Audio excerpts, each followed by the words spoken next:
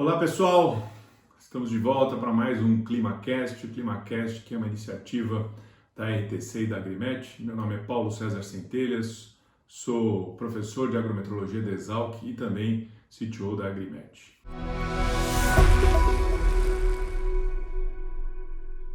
Muito bem, estamos de volta aqui para falar de clima e agricultura no estado do Rio Grande do Sul e após aí um período de chuvas bastante volumosas no estado ao longo do mês de maio, onde a gente pode ver primeiramente nessa figura do lado esquerdo os acumulados de chuva que variaram expressivamente, né? Principalmente com uma chuva mais concentrada no meio do estado, enquanto que o extremo sul e o extremo norte ficaram com chuvas um pouco menos volumosas. Vejam no mapa da direita que a anomalia da chuva durante o mês de maio ela foi bastante variável, como eu disse, né? Pegando a região mais central e mais a leste do estado, a gente vê uma condição azulada que indica chuvas acima do normal, então esse mapa indica anomalia, enquanto que lá no extremo noroeste e também no centro-sul a gente vê aí condições de chuva ligeiramente abaixo do normal,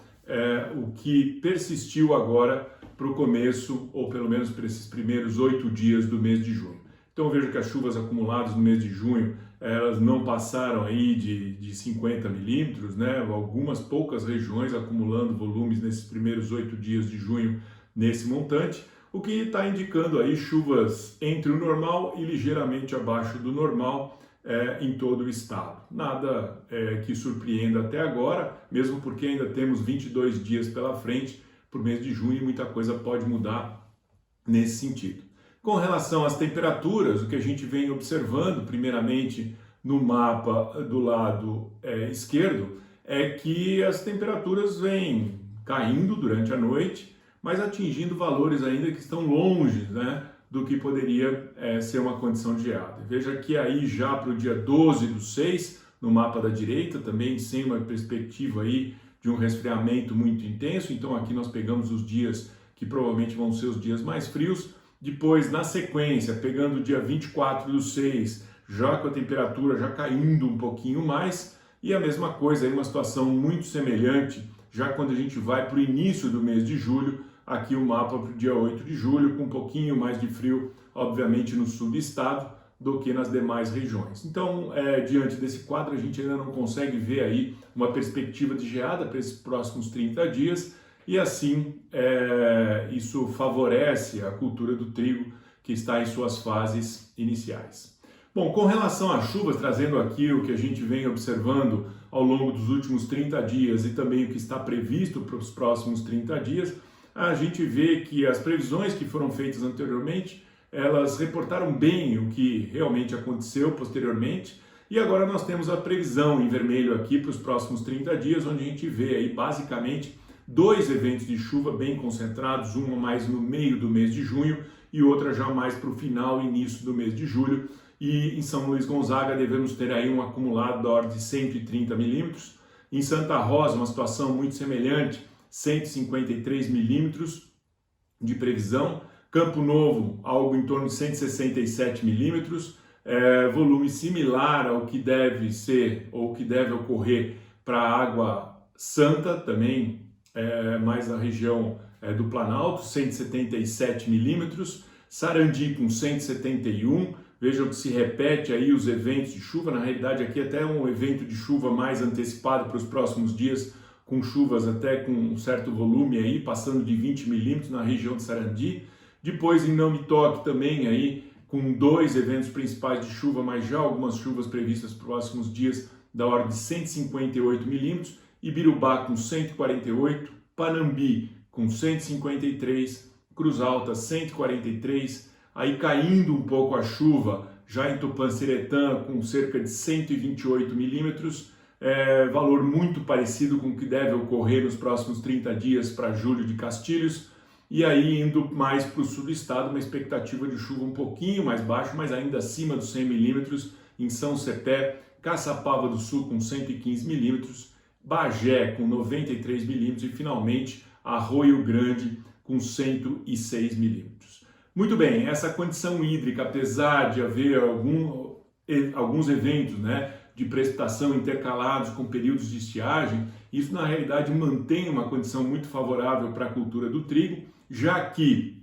vamos ter nesses próximos 30 dias uma alternância de períodos de chuva e períodos de muita insolação, né, sem a possibilidade de resfriamento intenso, e isso tudo mantendo uma alta disponibilidade de água no solo, como a gente já vê aqui, né, para o dia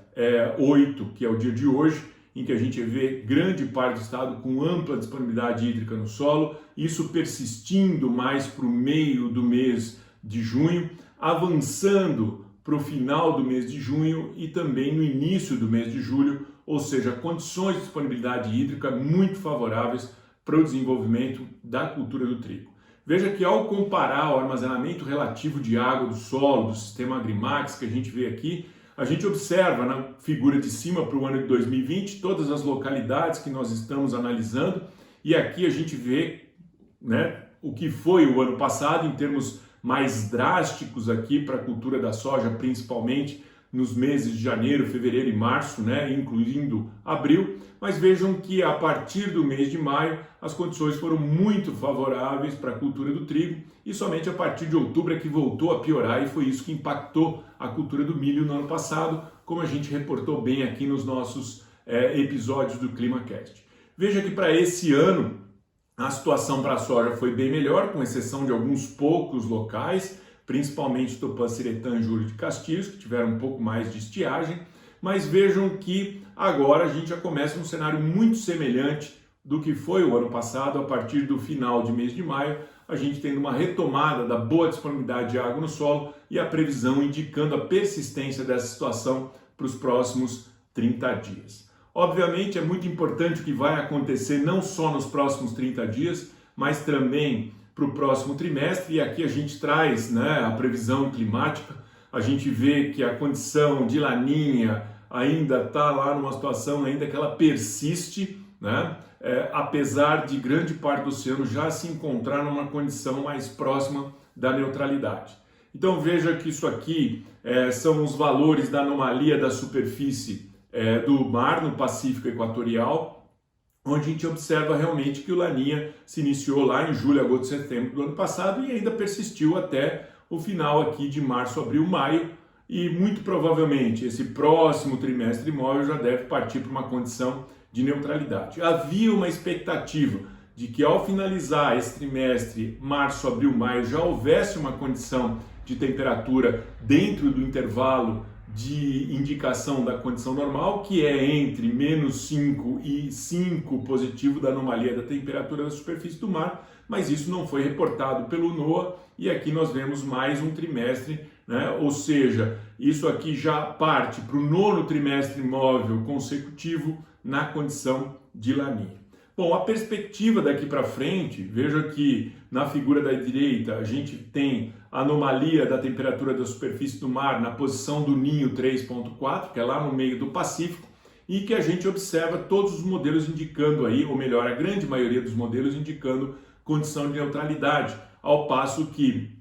poucos modelos indicando a oscilação para a condição de El Niño, acima de mais meio de anomalia da temperatura da superfície do mar, ou abaixo de -0,5. Então isso mostra uma tendência muito grande de persistência da condição de neutralidade para os próximos trimestres móveis, e isso se mantendo até o início do ano que vem. Isso não quer dizer que vá acontecer a condição de neutralidade. A gente sabe que isso é uma preocupação muito grande para o estado do Rio Grande do Sul, principalmente durante a safra de verão, não agora para a safra de inverno, mas principalmente para a safra de verão. E a preocupação é que, no sentido de se ter condições de neutralidade, a tendência é que as chuvas sejam menores do que o normal, como aconteceu na condição de neutralidade da safra 19/20, que foi aí realmente uma safra muito problemática para a cultura da soja no estado do Rio Grande do Sul. Mas focando mais aqui no que vai acontecer para a cultura do trigo nesse inverno e outros cereais de inverno,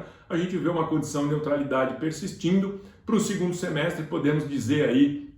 que existe um pouco mais de incerteza, aumenta a probabilidade de laninha, aumenta um pouquinho a probabilidade também de El Niño, mas ainda é muito cedo para poder se afirmar qual desses eventos é que vai predominar a partir do segundo semestre. Por enquanto, o que persiste é a condição de neutralidade e o mais importante agora é a gente entender o que vai acontecer em função dessa neutralidade em termos das precipitações. Veja que essa condição da neutralidade ela se confirma pelo modelo europeu do ECMWF e também pelo modelo australiano, os quais indicam que a maioria dos modelos, né, devem ficar ou indicam que a anomalia da temperatura da superfície do Pacífico Equatorial deve ficar dentro da condição da normalidade aqui até pelo menos o mês de novembro deste ano. Muito bem, partindo agora para os prognósticos, né, de precipitação, começando aqui com o prognóstico para o período de junho, julho, agosto para o INEMET, a gente vê aqui, né, que os níveis de precipitação aqui no estado do Rio Grande do Sul para esse trimestre eles são bastante variáveis, mas chegando aí de 200, né, um pouquinho mais de 300 até cerca de 500 milímetros para o trimestre, o que é uma situação muito próxima da condição normal. Veja que esse mapa central, ele mostra aqui a condição de anomalia, então uma anomalia levemente abaixo do normal, e essa é a probabilidade que persiste, né, que tem maior chance de ocorrer. Isso não quer dizer que não possam ocorrer chuvas acima do normal. Por quê? Porque ele está indicando aqui, principalmente na região do Planalto e Noroeste e Centro, né, o que a gente pode ver aqui com a maior probabilidade de uma chuva abaixo do normal. Porém, com níveis aí variando de 40% a 50%, o que indica que a gente também tem chance das chuvas serem iguais ou acima do normal, porém com classes de probabilidade um pouco abaixo. Partindo para o prognóstico mês a mês, a gente vê que isso é bastante variável, algumas regiões apresentando no mês de junho chuvas dentro do normal, depois passando para chuvas ligeiramente abaixo do normal, uma pequena área aqui no extremo noroeste do estado com chuvas até acima do normal e depois partindo para o mês de agosto, né, com a região mais ao norte tendo chuvas ligeiramente abaixo do normal, enquanto que o restante do estado variando entre o normal e ligeiramente acima do normal. Então veja que é um cenário bastante variável, né, mas nada promete aí chuvas para esses próximos 3 meses que seja aí muito fora do que normalmente se observa na região. Veja que mesmo que chova um pouco abaixo do normal, como essa época do ano é a época mais fria, as taxas de evapotranspiração elas caem bastante e, consequentemente, há uma maior conservação de água no solo. Ou seja, mesmo que a gente tenha alguns dias sem chuva, a água disponível no solo vai ser suficiente para atender a demanda hídrica das culturas. Partindo para o prognóstico do CPTEC, também para o trimestre junho, julho, agosto, a gente vê claramente aí que a grande maioria do estado deve permanecer com chuvas dentro do normal, com exceção apenas aqui para a região serrana, onde deve ficar aí com chuvas ligeiramente abaixo do normal. Bom, veja que tudo isso aí, né, tem que ser analisado com muita calma, porque existem outras previsões. Então, trazendo já aqui a previsão do IRI, que é o Instituto de Clima e Sociedade da Universidade de Colômbia, nos Estados Unidos, a gente observa que, nesse caso, há um prognóstico para o trimestre junho, julho, agosto de chuvas muito abaixo do normal no Rio Grande do Sul. Então veja que essas previsões elas variam muito. Como é difícil saber qual delas está mais certa, a gente parte então para analisar várias para que a gente possa ter um consenso. Veja que a partir dos próximos trimestres, já falando de julho, agosto, setembro, outubro e setembro, outubro, novembro, a gente vê que já parte, né, para uma situação de chuvas dentro da normalidade ou ligeiramente acima do normal. Então veja que muito provavelmente o mês aqui que deve persistir com chuvas abaixo do normal deve ser o mês de junho, né, pelo que indica pela leitura que a gente faz desses mapas. Quando a gente parte para a previsão climática do ECMWF, a gente também observa aqui um cenário de chuvas ligeiramente abaixo do normal para junho, julho, agosto, né, principalmente na faixa leste do estado, ao passo que nos demais trimestres a tendência é de chuvas oscilando entre o normal e ligeiramente até mesmo um pouco acima do normal. Né? Veja que essas áreas de menor precipitação que aparecem a partir de julho, agosto, setembro, outubro e setembro, outubro, novembro, elas estão situadas no Uruguai, então não chegam a atingir o Rio Grande do Sul. Então veja que é um cenário mais tendendo para o que se observa no prognóstico do CPTEC, ou seja, de chuvas dentro da normalidade. Quando a gente vem finalmente para a projeção feita pelo NOAA, a gente observa um cenário totalmente dentro do normal para o estado do Rio Grande do Sul, provavelmente com uma pequena variação aqui para o extremo sudoeste do estado, mas obviamente a gente enxerga que grande parte das regiões produtoras vão se encontrar dentro de um cenário de normalidade. Em função disso, né, juntando essas 5 previsões climáticas, o que a gente vê é que nós temos basicamente 2 previsões e 3 previsões indicando uma condição de chuvas ligeiramente abaixo do normal, enquanto outras 2 previsões indicando aí uma oscilação entre o normal e ligeiramente abaixo do normal. Então a gente traça aí, em função disso, um cenário em que esse período de inverno, especialmente os meses de junho, julho e agosto, devem ficar com as chuvas oscilando entre o normal e ligeiramente abaixo do normal no estado do Rio Grande do Sul. Nada disso preocupa, justamente pelo que eu falei, período mais frio do ano, as temperaturas mais baixas, levando a uma taxa de evapotranspiração menor e, portanto, essas chuvas, mesmo que sejam ligeiramente abaixo do normal, vão ser suficientes para atender a demanda das culturas e manter uma boa disponibilidade de água no solo, como a gente já viu, em função da previsão de tempo que a gente deve observar. Quando a gente parte para as condições térmicas, o que a gente observa pelos 4 modelos que fornecem esse tipo de informação, né, seria o INEMET, o IRI, o ECMWF e o NOAA, a gente vê claramente que a tendência das temperaturas, no geral, ficarem dentro da normalidade no estado do Rio Grande do Sul, o que indica, né, que, obviamente, vai haver um resfriamento mais intenso, mas principalmente no mês de julho, né, final do mês de junho, mês de julho e metade do mês de agosto, que é o período aí normal quando ocorrem as geadas nas baixadas, as geadas nas áreas mais propícias à ocorrência delas, né, que são as geadas normais. Então é importante a gente olhar para isso e ver que realmente as geadas mais precoces, né, aparentemente estão fora de propósito, pelo que a gente viu pela previsão de tempo e agora com a previsão climática, certo? Mas que normalmente vamos ter aí provavelmente geadas durante o período mais crítico do ano, né? Principalmente durante o mês de julho, mas naquelas situações em que não vão afetar drasticamente as culturas, porque isso aí é normal de ser observado na região de vocês. Muito bem, pessoal, isso é o que a gente tinha para apresentar no ClimaCast de hoje. Nos próximos episódios, nós vamos trazer aqui algumas informações relativas ao Fórum Nacional de Máxima Produtividade do SESB, trazendo aí os cases dos campeões, onde a gente vai poder analisar, né, efetivamente o que aconteceu em cada uma dessas situações, trazer essa informação que eu acho que é importante para vocês. E também já vamos começar a traçar um cenário aí para a cultura do trigo em termos da previsão de safra, como a gente fez recentemente com a cultura da soja. Bom, um grande abraço a todos, espero que vocês tenham tido alguma informação que tenha sido útil para vocês. A gente fica por aqui, mas eu peço que vocês se inscrevam no nosso canal e continuem acompanhando o ClimaCast, que é uma iniciativa do RTC e da Agrimet. Um grande abraço a todos.